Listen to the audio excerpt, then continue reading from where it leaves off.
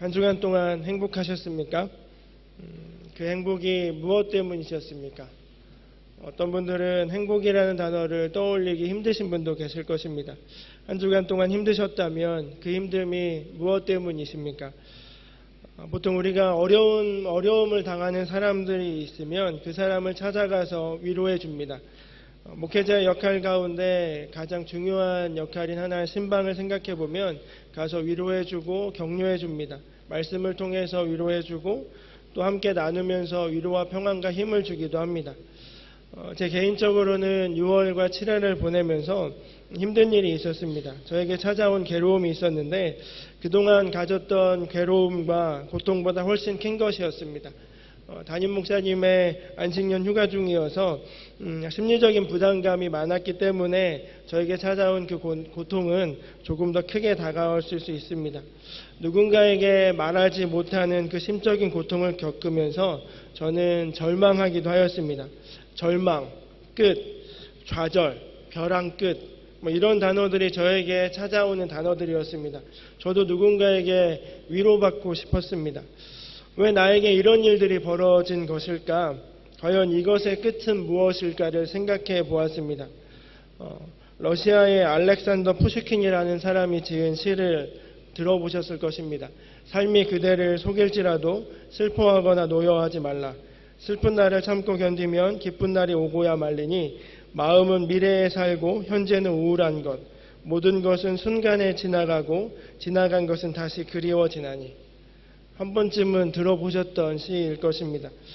고등학교 국어책에 나온다고도 합니다. 학창시절에 교지에서 봤던 기억도 납니다. 기쁨의 희망찬 미래가 올 것이기에 현재의 괴로움이 추억이 된다라는 뜻으로 해석할 수 있습니다. 강한 희망을 안겨줍니다. 이 시가 우리나라에 처음 소개된 것은 일제강점기 시절이었다고 합니다. 우리가 민족을 잃고 여러 가지 어려움을 당했던 우리 민족에게 이 한편의 시가 큰 힘과 위로를 주었을 것을 짐작해 볼 수 있습니다. 저의 고통도 이 시를 읽으면 지나갈 것이라는 희망을 갖게 됩니다. 언젠간 지나가겠지. 절망과 고통의 상황 가운데 가장 필요한 것이 무엇일까를 생각해 보면 희망이라는 단어입니다. 희망. 믿는 사람이건 또 믿지 않는 사람이건 간에 희망이 있어야 절망을 벗어날 수 있습니다. 여러분들은 어떠하십니까? 설교를 시작하며 행복과 또 힘듦에 대해서 여러분께 여쭤보았는데 각자의 상황과 형편은 다 다를 것입니다. 하지만 요즘 대략적인 사회 분위기가 절망이나 아픔, 고통이라는 단어들이 더 많이 와닿습니다. 갑자기 뿔랑하시게 되는 분들의 이야기를 들으며 그들의 마음 가운데에도 그런 어려움이 있음을 나누게 되었습니다. 이런 상황 가운데 우리에게 무엇이 필요할까? 희망이 필요함을 다시 한번 생각해 보게 됩니다. 우리가 처한 현재의 상황을 보면 이 푸슈킨의 시가 마음에 와닿기도 합니다. 현재의 슬픔이 기다리기만 하면 좋은 날이 온다라는 희망, 그것이 저희들에게 큰 힘이 됩니다. 그러나 이 기다리면 좋은 날이 올 것이라는 막연한 희망에 머물러 있다면 예수님을 믿는 사람이나 안 믿는 사람이나 다르지 않다라고 생각이 되어졌습니다. 세상의 사람들과 별반 다르지 않는 이유로 우리가 이것을 지나기를 기다리고만 있다면 우리가 신앙을 지킨 이유가 사라지게 됩니다. 푸슈킨도 희망을 이야기하고 사람들도 희망을 기대하며 오늘 봉독한 본문에서도 하나님께서 희망을 말씀하십니다. 그렇다면 믿는 자들에게 하나님이 말씀하시는 희망은 어떤 의미일까? 신실하신 하나님으로부터 막연하지 않은 분명한 희망을 발견하게 되기를 축원합니다. 길고 긴 터널을 지날 때 저 멀리서 보이는 빛은 희망이 됩니다. 터널이 끝이구나. 터널을 나갈 수 있다라는 그 희망을 갖게 됩니다. 오늘 말씀을 준비하면서 푸슈케의 희망이 위로가 되었지만 좀 더 분명한 희망이 필요하였습니다. 말씀을 통한 하나님의 희망의 약속에 대한 확인이 필요했습니다.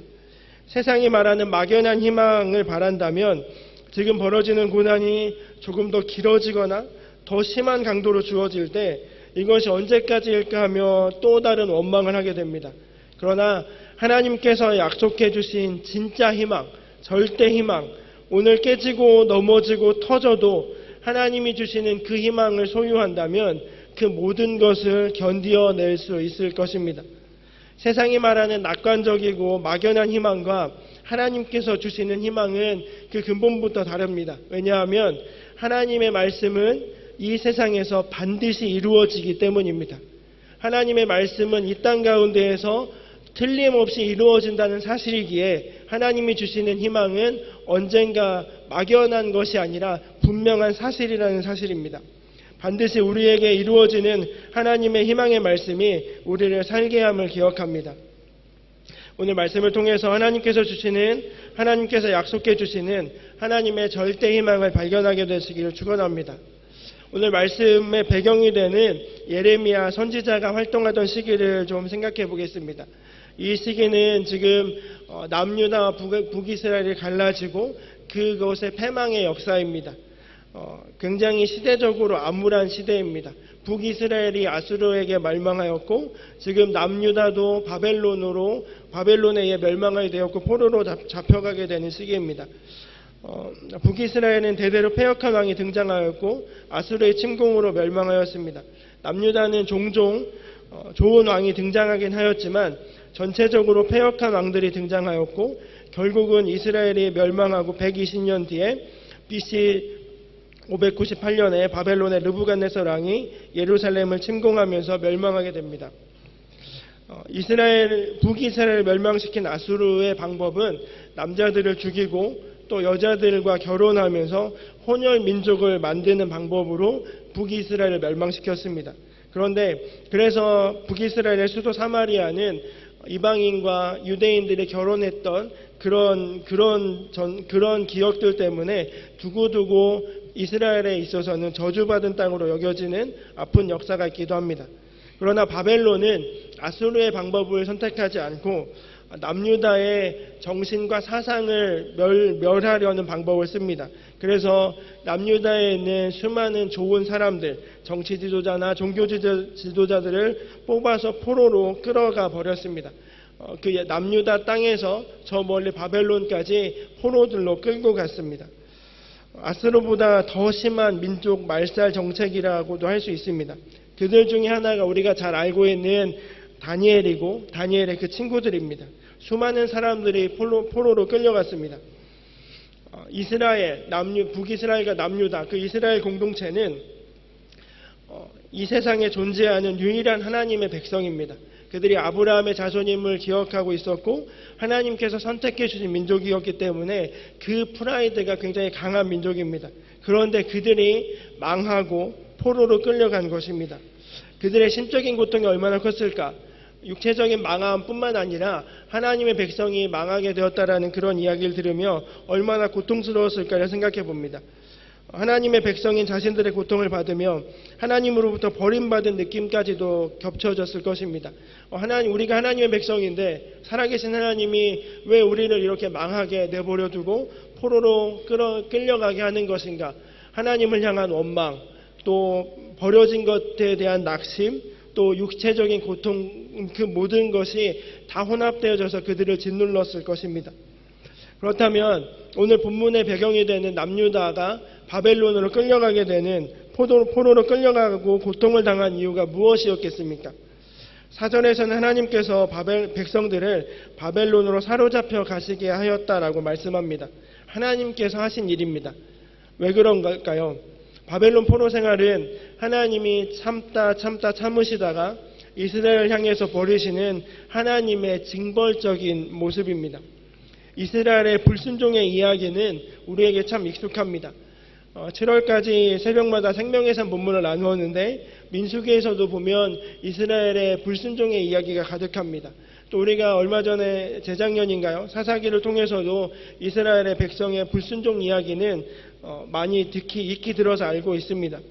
고통과 고난 가운데 살다가 그들이 회개하면 하나님께서 구원을 베풀어 주셨고 또 구원받은 후에 은혜 가운데 살다가 다시금 불순종하고 또 징계받고 회개하고 구원받고 다시 불순종하고 징계받고 회개하고 구원받는 그런 역사의 되풀이가 이스라엘의 역사입니다. 그런 반복되는 역사의 되풀이 가운데 바벨론 포로 사건은 징계 사건들 가운데 가장 큰 사건입니다. 요즘 말로 하면 역대급 심판이 될 수 있습니다. 그동안의 심판과는 비교할 수 없는 굉장히 강한 것입니다. 그동안에는 민족 안에서 일이었다면 이제는 나라가 완전히 망하고 없어질 것 같은 그런 징벌입니다. 하나님이 참다 못해서 이제는 이스라엘을 끝장내려고 작정하신 것입니다. 이스라엘 백성들, 하나님의 백성들이었지만 그들이 벌인 추악한 행위들을 본다면 계속해서 배반하고 불순종하고 이방신을 섬기고 행음하였던 그들의 역사를 생각해 본다면 역사 속에서 사라져버려도 하나님 입장에서는 손해볼 것이 없는 것이었습니다. 그런데 그런 징계, 그런 형벌 속에 거하는 이스라엘 백성들에게 하나님께서는 이렇게 말씀하십니다. 우리 10절 말씀을 같이 읽겠습니다. 여호와께서 이와 같이 말씀하시니라.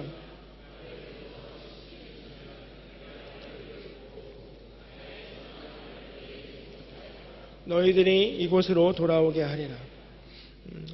10절에 기록한 너희를 돌보고라고 번역되는 히브리어는 내가 너희를 방문할 것이다 라고 해석되어지기도 합니다. 즉 이 동사는 하나님께서 보응하시는 것과 하나님께서 방문해 주셔서 갚을 것이다 라는 것과 보호한다라는 두 가지 의미로 다 같이 해석되어집니다. 즉 하나님이 백성을 방문하시는데 심판하실 경우에는 보응하는 것으로 해석되어졌고 회복으로 방문하실 경우에는 돌보시는 것으로 해석되어졌습니다. 바벨론의 70년의 시간이 차면 하나님께서 방문하실 것인데 이 방문은 심판의 기간이 지났기에 다 찼기에 평안의 방문으로 회복과 돌봄의 방문이 된다는 사실입니다. 심판으로 보응을 끝내고 돌보시기 위해서 회복하게 하시기 위해서 약속의 땅으로 다시 돌아오게 하신다는 하나님의 계획의 말씀입니다.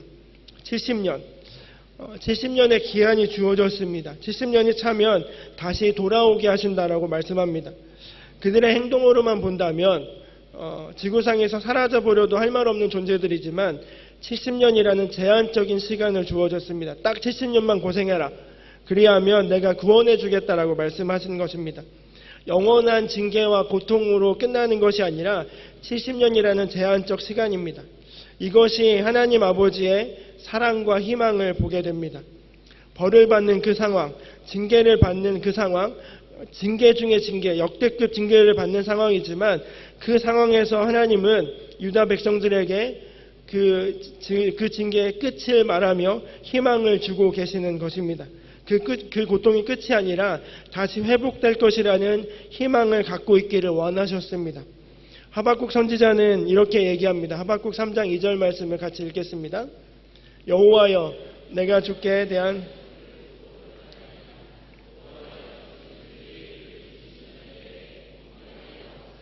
이 수년 내에 나타내시옵소서. 진노 중에라도 긍휼을 잊지 마옵소서. 수년 내에 부흥케 하옵소서라는 이 말은 하나님께서 이 땅 백성들을 심판하여 주셔서 새롭게 해달라는, 리바이벌하게 해달라는 그런 말씀입니다. 징계를 구하는 장면인데 그 중에 하박국 선지자는 그 진노 중에도 긍휼을 달라라고 말씀합니다. 하박국 선지자가 하나님께 징계를 요청하지만 또 다른 한편으로 긍휼을 베풀어 달라라고 합니다. 벌을 받으면 죄송합니다, 달게 받겠습니다라고 하는 것이 당연한 것이지만 부디 불쌍히 여겨달라라고 말씀한다는 것은 하박국이 하나님의 성품을 잘 알았다라는 것입니다. 진노 중에라도 긍휼을 잊지 않으시는 하나님, 그분을 알았기에 하박국은 진노 중에라도 긍휼을 베풀어 달라는 고백을 하였습니다. 성경을 살펴보더라 성경의 역사 가운데 진노로 끝난 역사는 등장하지 않습니다. 하나님께서 징계를 주시더라도 그것에 마무리가 있었고 또 다른 희망과 또 다른 새로운 역사의 이야기가 쓰여집니다. 진노하시고 징계하시더라도 그 이후에는 희망을 남겨놓으셨던 것을 말씀을 통해서 보게 됩니다. 우리 가운데 우리의 고난이 70년이 될지 7년이 될지 7개월이 될지 모르지만 그것이 끝이 있다는 사실을 기억하시길 바랍니다. 그 사실이 우리에게 희망이 됩니다. 또 하나님께서는 이렇게 말씀하십니다. 11절 말씀을 같이 읽겠습니다. 여호와의 말씀이니라. 너희를 향한 나의 생각을 내가 아나니 평안이요 재앙이 아니니라.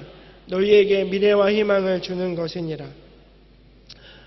지난달에 제가 힘든 시기를 겪었을 때 이 말씀을 붙잡고 참 많이 위로를 받았고 하나님의 은혜를 누리게 되었습니다. 하나님께서 우리에게 주시고자 하는 것이 재앙이 아니라 평안이라는 말씀입니다. 아픈 과거로 끝나는 것이 아니라 미래와 희망을 우리에게 주기를 원하신다라는 것입니다.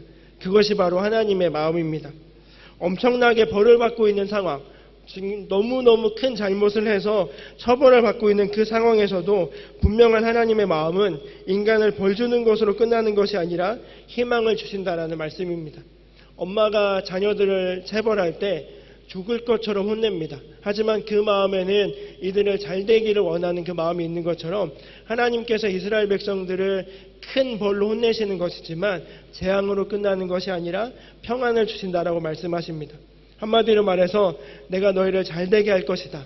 내가 이렇게 고통과 고난 가운데 끝나지 않게 할 것이며 너희를 잘 되게 할 것이다 라고 말씀하시는 하나님의 말씀입니다. 이 말씀을 오늘 우리에게 주시는 하나님의 말씀으로 받아들이시기를 축원합니다. 불순종과 잘못으로 인한 징계를 당할 때 하나님은 징계로 모든 것을 끝내버릴 수 있었지만 그렇지 않으시고 다음이라는 희망을 우리에게 허락하셨습니다. 반대의 경우도 생각해 볼 수 있습니다. 오늘 같이 봉독하진 않았지만 욥기를 생각해 본다면 욥의 경우를 생각해 보십시오. 욥기 1장 1절에서 욥은 온전하고 정직하여 하나님을 경외하면서 악에서 떠난 자라고 표현합니다. 그런데 하루는 사단이 등장하여서 하나님과 내기를 합니다. 욥이 이렇게 하나님 정직하고 하나님께 순종하고 하나님께 예쁨을 받는 것은 그가 가진 수많은 재물들 때문입니다. 그러하니까 이것들을 다 없애버리고 그에게 해를 끼친다면 하나님을 향해 욕할 것입니다 라고 사단이 하나님께 그렇게 이야기합니다. 그때 하나님은 사단에게 욥의 몸에게 손을 대지 말 것을 약속하며 사단이 하는 것을 허락하셨습니다. 사탄의 농간으로 욥은 고난을 당하게 됩니다.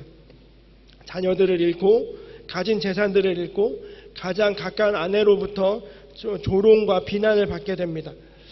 그 욥이 얼마나 힘들었을까요? 우리는 성경을 통해서 욥이 고난당한 이유를 알 수 있었지만 욥 자신은 그 원인에 대해서 알지 못했을 것입니다. 그가 의롭게 살았고 하나님의 뜻대로 살려고 부단히 노력했던 자인데 왜 이런 고난이 닥칠까? 욥은 알지 못했습니다. 하지만 욥은 이렇게 고백합니다. 욥기 23장 8절 9절입니다. 그런데 내가 앞으로 가도 그가 아니 계시고 뒤로 가도 보이지 아니하며 그가 왼쪽에서 일하시나 내가 만날 수 없고 그가 오른쪽으로 돌이키시나 배울 수 없구나. 그 고난의 상황 가운데 욥이 당하는 그 고난 가운데 하나님을 찾지만 하나님이 보이지 않는다라고 이야기를 합니다. 앞으로 가도 뒤로 가도 보이지 않고 왼쪽으로 가도 오른쪽으로 가도 하나님을 배울 수 없다라고 이야기합니다. 고통 중에 거하지만 당대의 의인이었던 욥은 하나님을 만날 수 없었습니다. 욥이 이렇게 하나님을 보지 못했던 것처럼 우리도 그렇게 될 수 있습니다. 고난과 절망의 상황 가운데 앞뒤 좌우를 둘러보아도 하나님이 보이지 않고 하나님께서 우리를 버리신 것 같은 그런 느낌을 당할 때도 있습니다. 당연히 우리도 욥처럼 하나님이 어디 계신가라고 그렇게 탄식할 수도 있습니다. 그런데 욥은 이후에 더 중요한 고백을 합니다. 우리가 잘 아는 고백입니다. 욥기 23장 10절입니다. 그러나 내가 가는 길을 그가 아시나니 그가 나를 단련하신 후에 내가 순금같이 되어 나오리라. 지금 그의 상황은 앞을 봐도 뒤를 봐도 좌우를 봐도 하나님이 계신 것 같지 아니하고 하나님께서 나를 버리신 것 같은 그런 상황이지만 그러나 하나님께서 내 방향을 알고 계심을 믿었습니다. 욥은 그 방향, 그 가고 있는 그 방향을 하나님께서 아시기에 내가 가는 길을 하나님께서 잘 아시기에 이 시간이 지나면 나는 정금같이 순금같이 되어 귀한 존재로 다시 태어날 것이라 라고 고백합니다. 정금같이 다시 태어날 것이다 라는 그 희망을 욥이 붙들었습니다. 욥은 고통당하는 이유조차 몰랐습니다. 하지만 그 고통을 이겨냈습니다. 하나님을 찾을 수 없는 그 시간조차도 희망이 흔들리지 않았습니다. 앞뒤 좌우가 보이지 않았을 때 욥은 눈을 들어 하늘을 바라본 것입니다. 바벨론의 포로 이야기는 죄 때문에 받는 고통입니다. 하지만 욥의 이야기는 죄 때문이 아니라 사단의 시험과 하나님의 연단이었습니다. 우리가 당한 고통의 원인, 우리가 당하고 있는 고난의 원인이 때론 죄 때문일 수도 있고 아닐 수도 있습니다. 또 반대로 우리가 당한 고난이 하나님의 연단일 수도 있고 아닐 수도 있다는 것입니다. 즉 우리가 당하는 고통의 이유는 죄 때문일 수도 있고 하나님의 연단과 다듬어짐의 과정이라고 할 수 있다는 것입니다. 아무 죄가 없었던 의인이었던 욥, 끔찍한 죄를 저질렀던 이스라엘 백성, 우리는 그 중간 어딘가에 서 있습니다. 우리 모두는 욥처럼 부단하게 노력하는 그 사람과 하나님의 뜻대로 살려고 하는 그 의인처럼 살려고 하는 그 마음과 또 패역한 이스라엘 백성, 그 양극단 그 사이에서 우리 모두는 어딘가에 서 있습니다. 우리가 아무 죄도 없지만 받는 고난과 죄로 인한 고통이라고 할지라도 말씀을 믿으면 그 가운데서 구원하실 거라는 희망이 있다는 사실을 기억해야 합니다. 그 죄의 원인, 우리가 받는 고난과 고통의 원인이 어떠할지라도 하나님께서는 고통과 고난 가운데 머물게 하시는 분이 아니라 그 고통을 지나게 하시며 평안과 미래와 희망을 주신다는 사실입니다. 우리를 이 고통과 고난 가운데 건지실 하나님을 믿으십니까? 그 믿음으로 승리하시기를 소원합니다. 그렇다면 하나님의 구원의 희망을 기다리면서 우리는 무엇을 해야 하는 것일까요? 무작정 하나님께서 하시겠지라는 기다리기만 하면 되는 것일까요? 하나님께서 주시는 희망이 우리의 것이 되기 위해서는 꼭 믿어야 하는 것들이 있습니다. 그것을 믿지 않으면 하나님께서 무슨 말씀을 하셔도 그것은 소망이 될 수 없습니다. 유대 백성들에게 희망을 주셨던 그 하나님께서 오늘 우리에게도 똑같은 말씀으로 믿음으로 살기를 원하시기에 믿어야 합니다. 우리 함께 따라서 해볼까요? 하나님의 뜻이 선하다. 하나님의 뜻은 선하다. 우리가 첫 번째 기억해야 될 것은 그 소망을 하나님께서 우리에게 희망을 주시고 소망으로 이끄신다는 사실을 믿으며 첫 번째 믿어야 할 것은 하나님의 뜻은 선하다라는 사실입니다. 우리의 뜻은 변경될 수 있고 우리의 생각은 바뀔 수 있지만 하나님은 완전하게 선하다라는 사실입니다. 2600년 전 유대 백성들이 바벨론으로 끌려와서 어떤 생각을 했을까요? 불만이 가득했을 것입니다. 왜 저 사람은 놔두고 내가 이곳에 끌려와야 했을까?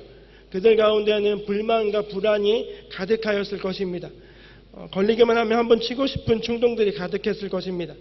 그런 사람들이 어떻게 하나님의 뜻이 선하다라고 믿을 수 있었을까요? 우리 4절 말씀을 같이 읽겠습니다.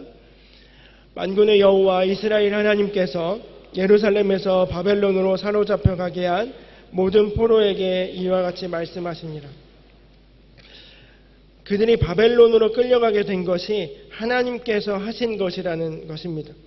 인간적인 입장에서 보면 매우 기분 나쁜 것이지만 하나님께서 하신 것이기에 거기에는 하나님의 선한 뜻이 숨어 있다라는 것입니다. 사람들이 보지 못하는 하나님의 계획이 있었습니다. 오늘 봉독하진 않았지만 16절 이하를 살펴보면 바벨론 포로에 끌려오고 나서 유대 본토에도 유대 백성들이 남아져 있었습니다. 유대 본토에 남아있는 자들을 열방으로 흩으실 것이라는 말씀이 16절 이후에 기록되어 있습니다. 칼과 기근과 전염병을 보내고 세계 여러 나라로 흩어서 학대를 당하게 하시며 소모를 당하게 하실 거라고 말씀합니다. 죗값으로 심판하실 어마무시한 사건들이 유대 본토에서 곧 일어나게 될 텐데 그 전에 몇 사람을 뽑아내어 바벨론으로 보내셨던 것입니다. 바벨론으로 그 먼 거리를 포로로 끌려가는 것이 그들이 생각하기에는 고통과 고난이었지만 유대 본토에 남겨진 자들의 입장에서 보면 오히려 바벨론의 포로 그 길이 더 행복이었고 살 수 있는 길이었다라는 사실입니다. 본토에서의 재앙을 피하게 되었기 때문입니다. 바벨론의 포로로 잡혀간 사람들이 이 사실을 알았을까요? 본토에 그 수많은 어려움이 당할 것이고 기근이 있고 전염병이 들고 그 흩어짐을 당하게 된 그 사실을 알았을까요? 나중에 예레미야의 말씀을 통해서 알게 되었을 테지만 그들이 잡혀가는 그 순간 예레미야의 말씀을 듣기 전에는 왜 이런 일이 벌어졌을지 몰랐을 것입니다. 여기에 하나님의 뜻이 있으셨던 것입니다. 우리가 당하는 고통, 이스라엘 백성, 유대 백성이 당했던 그 고통과 우리가 당하는 그 고통은 다 악하고 몹쓸 것이 아닙니다. 고통과 고난은 변장된 축복이라는 것을 알아야 할 것입니다. 하나님의 선한 뜻을 누가 알 수 있겠습니까? 하나님의 뜻을 얼마나 많이 알 수 있겠습니까? 하지만 우리가 받는 그 고통과 고난 안에는 하나님의 선하신 뜻이 분명히 있다라는 사실입니다. 이것을 믿어야지 하나님의 말씀이 선한 뜻으로 희망으로 들려질 수 있습니다. 이것을 믿지 못한다면, 하나님이 선하시다는 것을 믿지 못한다면 어떤 말씀이라도 우리에게는 희망으로 들려지지 않고 그 믿음과 희망이 아니라 절망으로밖에 살아갈 수 없습니다.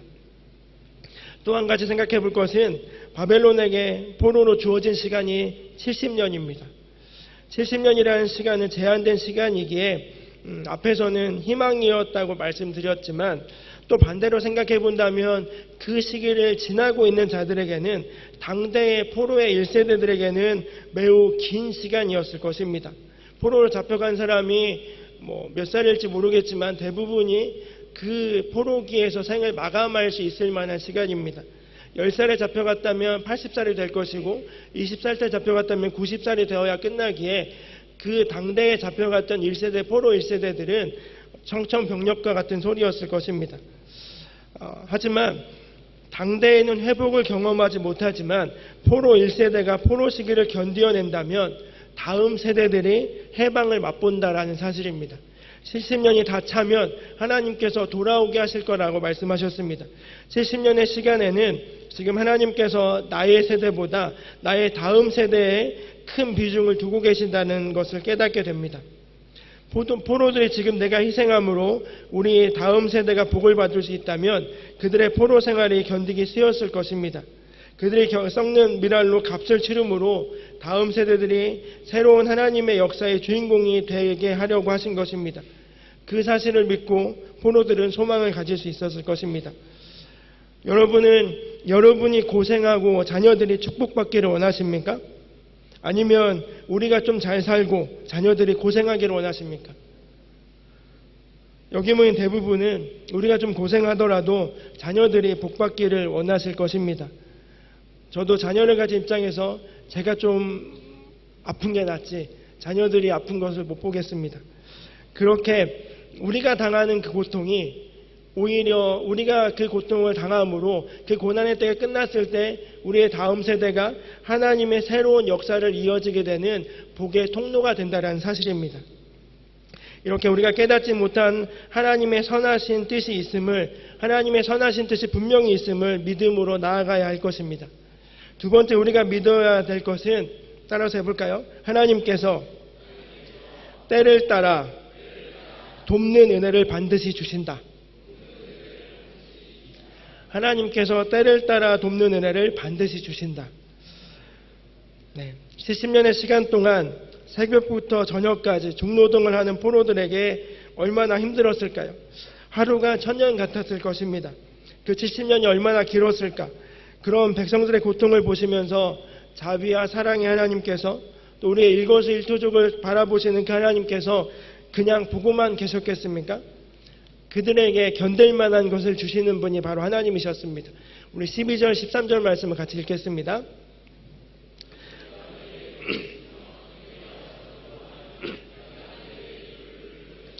너희가 온 마음으로 나를 구하면 나를 찾을 것이요 나를 만나리라. 하나님께서 들으시겠다라고 말씀합니다. 문을 활짝 열어놓고 언제든지 와서 나에게 부르짖어라. 나에게 기도한다면 내가 들을 것이다.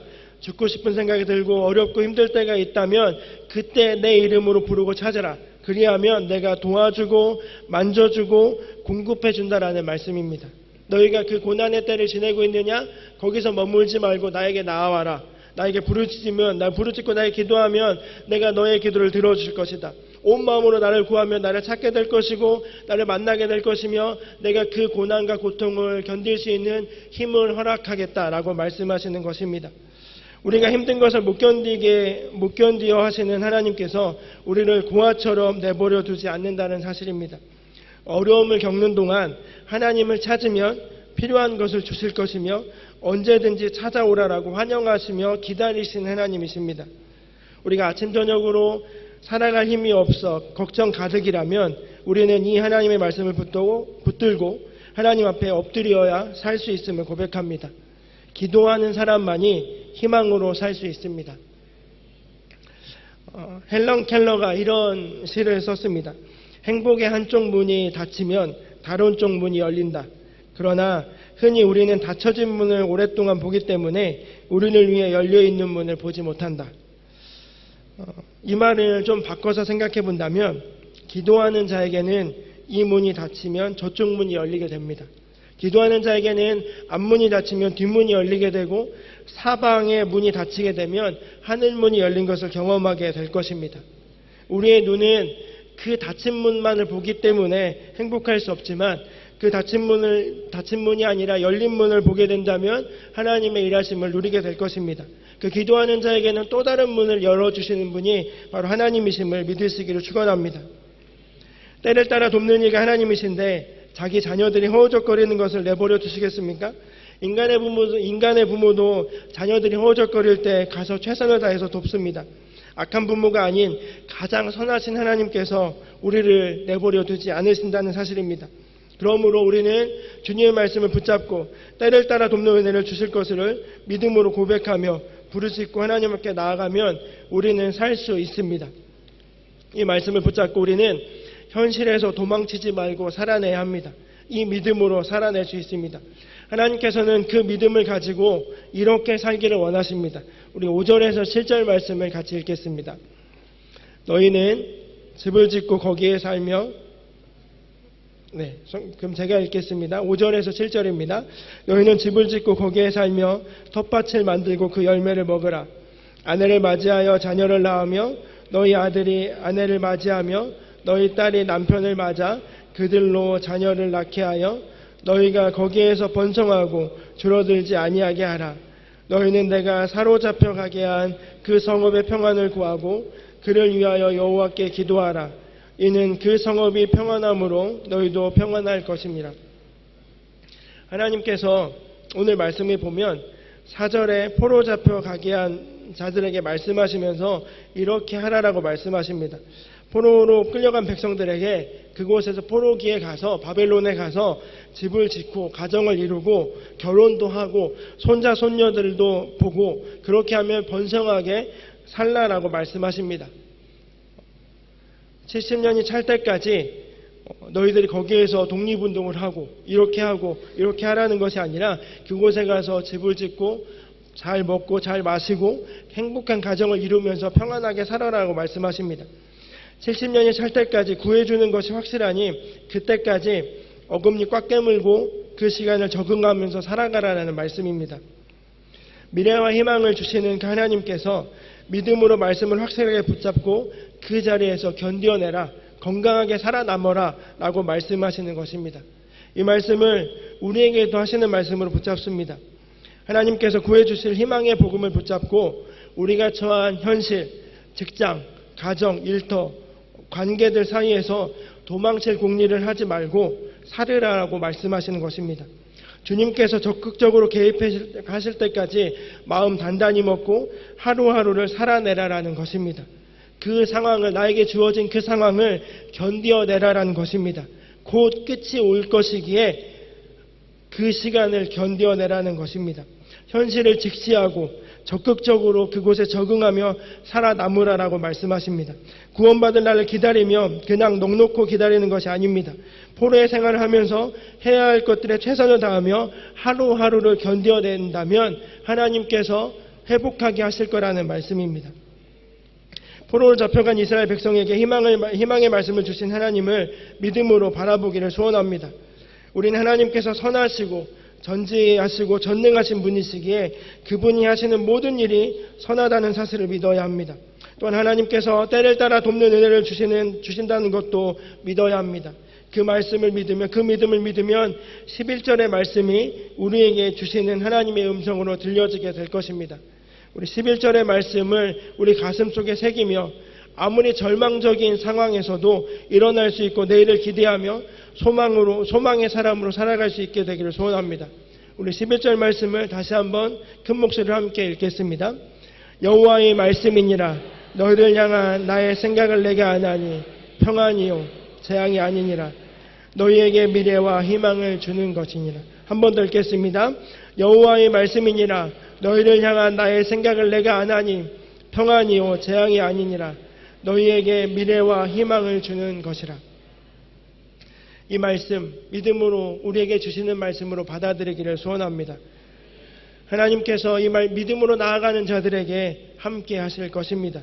하나님의 생각은 재앙이 아닙니다. 미래와 희망으로 평안으로 이끄시는 그 하나님의 은혜를 누리며 희망의 주님의 은혜로 살아가시기를 축원합니다.